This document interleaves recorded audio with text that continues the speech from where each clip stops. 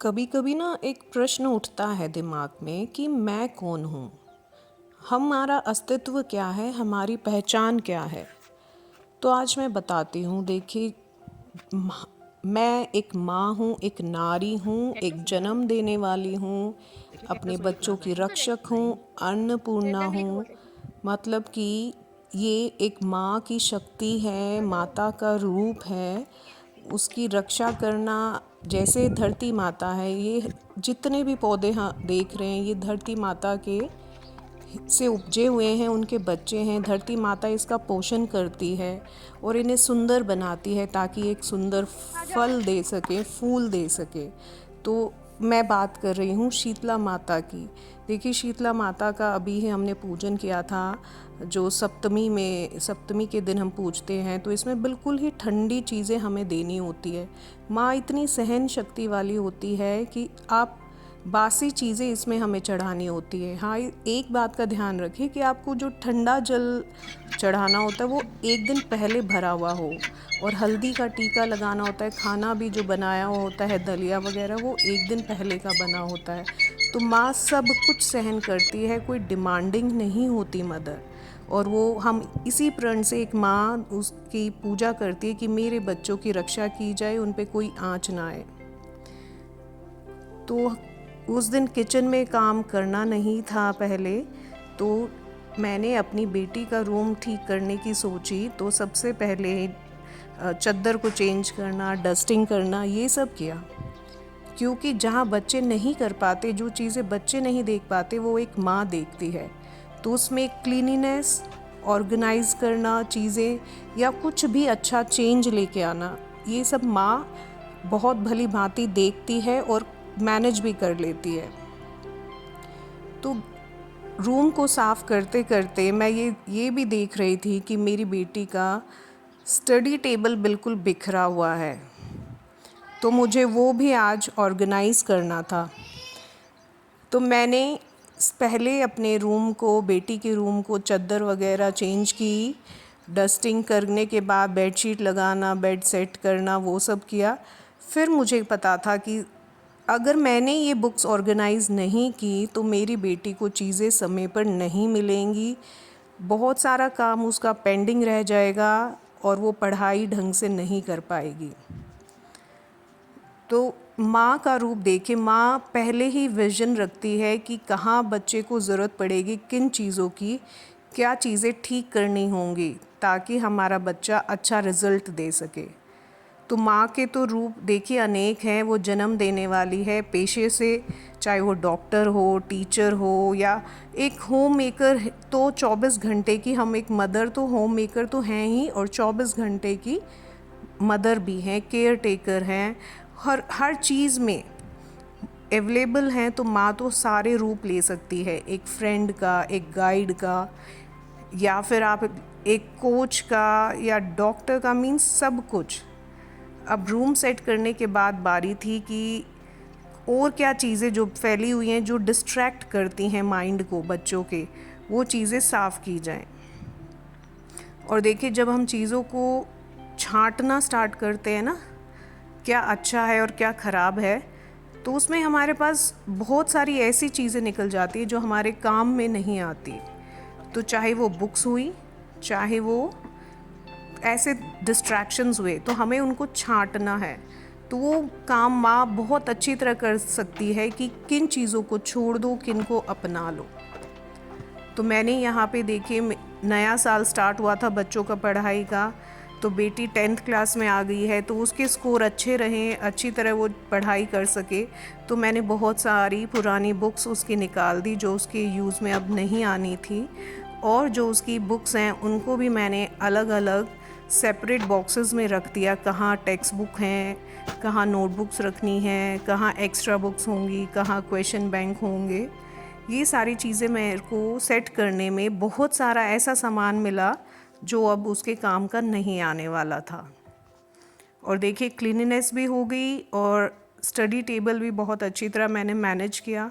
फिर ये देखा कि यहाँ पे एक चीज़ और रखनी है कि उसको कैसे चीज़ें ऑर्गेनाइज़ करनी है, मतलब उनकी इम्पोर्टेंस क्या है उस हिसाब से उसको चीज़ें रखनी होंगी। जो बुक्स उसके डेली हाथ में लगनी है, डेली चेंज करनी है, उनको सबसे पहले रखना है। और किन चीज़ों को वो हफ्ते में या महीने में यूज़ करेगी उनको अलग रखना है। ये स्पेयर नोटबुक्स थी जो एक्स्ट्रा थी, जो पहले भरने वाली के बाद ही यूज़ आनी है, वो मैंने ऊपर रख दी हैं। ये डेली की बुक्स हैं, मेरे को जो उसने हर रोज़ टाइम टेबल सेट करना है उसमें लगानी है। तो ऐसे करके मैंने पूरा स्टडी टेबल उसका साफ़ किया। और मैं बात कर रही थी माँ के रूप की। देखिए, माँ पढ़ती भी है और पढ़ाती भी है। ज्ञान की कोई सीमा नहीं होती, चाहे वो एक स्कूल की शिक्षा का ज्ञान है या फिर जीवन की शिक्षा, वो उसका तो कोई अंत ही नहीं है। और देखिए बहुत सारी चीज़ें, ये देखो मेरी बेटी ने एक मदर्स डे पे एक बार मेरे लिए एक कार्ड बनाया था, अभी तक इसने संभाल के रखा हुआ है। तो मैं इसको इसी के स्टडी टेबल पे बहुत अच्छी तरह डेकोरेट करूँगी ताकि थोड़ी सी क्रिएटिविटी, अट्रैक्शन उसके स्टडी टेबल पे उसके लिए बनी रहे। हमें बच्चों को सिखाना है कि किन चीज़ों को अपना बेस्ट फ्रेंड बनाना है, किन चीज़ों से परहेज करना है। क्या चीज़ें देखिए काम नहीं आएंगी उनसे दूर रहना अभी ठीक है, और क्या हमें फ्रीक्वेंटली हाथ लगाना है, टच करना है, वो यूज़ में रहेंगी, वो हमें उसे बताना होगा कि फ्रेंड्स होंगी, वो बेस्ट फ्रेंड्स होंगी तो वो बुक्स ही हैं। सच्चा साथी, सच्चा सुख आपको किताबों में मिलेगा, लेकिन प्रैक्टिकल नॉलेज तो मदर भी दे सकती है और ये दुनिया भी देने को तैयार खड़ी है। तो माँ को एक कवच बनना है, एक शील्ड बनना है अपने बच्चों के लिए कि बच्चा इससे पहले परेशानी में फंसे, उसको पहले ही उस चीज़ के लिए तैयार करना होगा।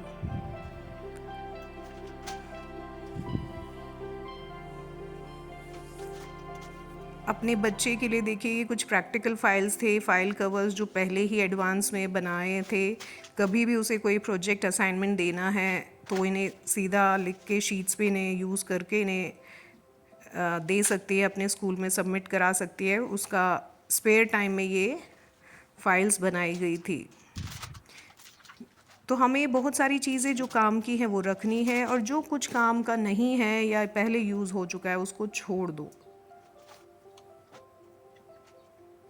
और देखिए ये जो मौसम हमारा चल रहा है, इसीलिए शीतला माता की भी पूजा की जाती है कि जम्स वगैरह जो अभी हवा में फैले होते हैं वो हमारी फैमिली को, हमारे बच्चों को इफ़ेक्ट ना करे। उनसे हम प्रार्थना करते हैं शीतला माता से कि वो चीज़ें या वो बीमारियां हमारे परिवार से, हमारे बच्चों से दूर रखें।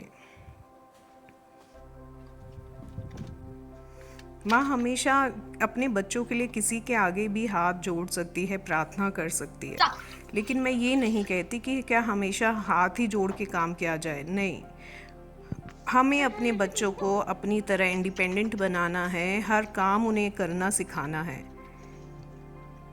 और इसमें कोई शर्म नहीं होती अपना काम करने में। ये देखिए मैंने एक प्लानर निकाला है, तो ये पुराना लेकिन अभी यूज़ नहीं किया था।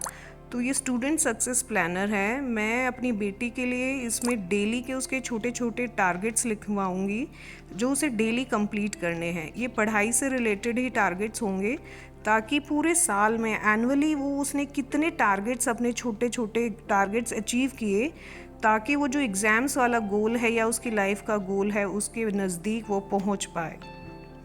तो हमें बच्चों को देखिए मंथली प्लानर भी इसमें है, और बच्चों में ही ये हैबिट डालनी है कि वो एक टॉपिक, 2 टॉपिक, 4 पेज, 5 पेज लेकिन डेली करें। अब देखिए मैं आपके साथ एक रेसिपी शेयर कर रही हूँ आलू के पकोड़े की। इसमें एक टिप है कि आपको अगर बहुत ही क्रिस्पी और अच्छे, बिल्कुल बाहर जैसे हलवाई बनाता है वैसे पकोड़े बनाने हैं तो बेसन में 2-3 चम्मच कॉर्न स्टार्च या कॉर्न फ्लोर या फिर चावल का आटा ज़रूर मिलाएं, और बाकी चीज़ें जो हम नॉर्मली डालते हैं, नमक मसाले, वो डालें, हल्दी सबसे बाद में डालें। बैटर बना के रखें। और देखिए यहीं पे मैंने आलू को पानी में भिगो के रख दिया है, मतलब उनको स्लाइस करके, जो हमें गोल स्लाइस में भिगोने के बाद 2-3 बार धोने के बाद उसको कॉटन के टावल पे, किचन टावल पे पोंछ के उसको पानी, उसका एक्स्ट्रा मॉइस्चर निकालना है। जब आप एक्स्ट्रा मॉइस्चर आलू का निकाल देंगे तो उस पर जो बेसन का घोल है वो बहुत अच्छी तरह आएगा। उसकी जो कोटिंग आएगी बिल्कुल परफेक्ट आएगी और आपके पकोड़े फूलेंगे। देखिए, आप देख रहे होंगे इस पैन में, वॉक में, कढ़ाई में कि कैसे पकोड़े फूल रहे हैं।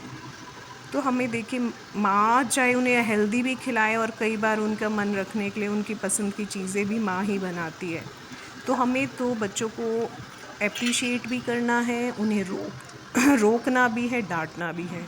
तो मैं तो कहती हूँ, जो मुझसे ये पूछते हैं माँ क्या है, माँ सब कुछ है। बाय।